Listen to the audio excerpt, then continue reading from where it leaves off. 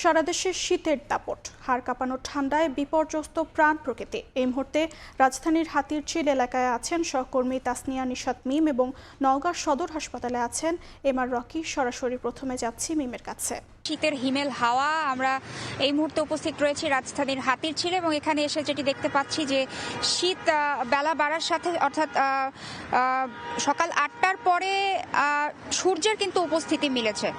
তো আমরা যেমনটি দেখছি যে একে একে কিন্তু অফিসগামী যে সকল মানুষ তারা কিন্তু বের হচ্ছেন, কিন্তু প্রায় ১ থেকে ১.৫ ঘন্টা আগেও কিন্তু সূর্যের উপস্থিতি মেলেনি বলেই কিন্তু আমরা দেখতে পেয়েছি। এবং সেই মুহূর্তে যেটি দেখেছি যে অফিসগামী মানুষের সংখ্যা অথবা পথচারীর সংখ্যা কম ছিল, কিন্তু বেলা বাড়ার সঙ্গে সঙ্গে সূর্যের উপস্থিতি দেখতে পাওয়ায় আমরা যেমনটি বিভিন্ন অফিসগামী মানুষ, যাতায়াতগামী মানুষ যারা বের হচ্ছেন তারা বলছেন যে তারা ধারণা করছেন বা তারা প্রত্যাশা করছেন আজ শীতের পরিস্থিতি কিছুটা কম টের পাওয়া যাবে বলেই কিন্তু তারা ধারণা করছেন। তো আজকে কিন্তু রাজধানী ঢাকায় সর্বোচ্চ সর্বোচ্চ তাপমাত্রা রেকর্ড করা হয়েছে ২০ ডিগ্রি সেলসিয়াস এবং সর্বনিম্ন তাপমাত্রা রেকর্ড করা হয়েছে ১৩.২ ডিগ্রি সেলসিয়াস।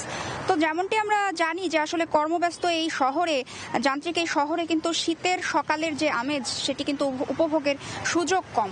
তো আমরা যেমনটি দেখছি যে এখানে বিভিন্ন যে খেটে খাওয়া মানুষ যারা আসলে সকালে জীবিকার খোঁজে বের হয়েছেন তারা কিন্তু এই শীতে খানিকটা বিপর্যস্ত বলেই কিন্তু আমাদের জানাচ্ছেন। এছাড়া আবহাওয়া অফিস যেটি বলছে যে ভারতের উত্তরপ্রদেশ থেকে আসা হিমবাহের কারণে কিন্তু এই শীতের এতটা উপস্থিতি লক্ষ্য করা যাচ্ছে। এছাড়াও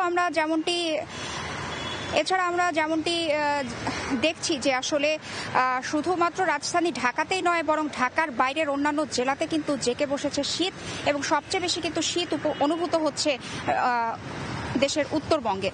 তো এই ছিল আমার কাছে রাজধানীর শীতের পরিস্থিতির সর্বশেষ। রাজধানীর হাতিরঝিল